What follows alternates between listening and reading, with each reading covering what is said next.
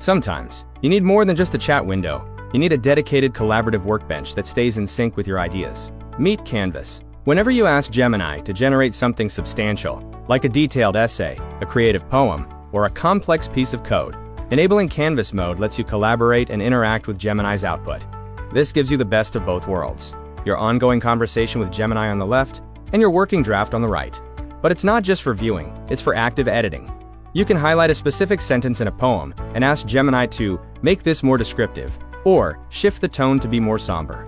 If you're working on a script, you can ask it to add a concluding paragraph, or format this as a professional report. If you're writing code, you can add features, suggest changes, or fix errors simply by conversing with Gemini to tell it what you want, and Gemini makes the changes directly in the file.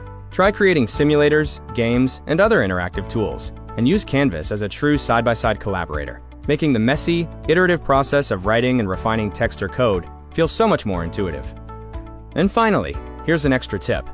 If you copy the code that Canvas mode generates, you can drop it into the embed block in Google Sites, so that your interactive tools can be easily shared with your students or the world, simply by sharing the site with them.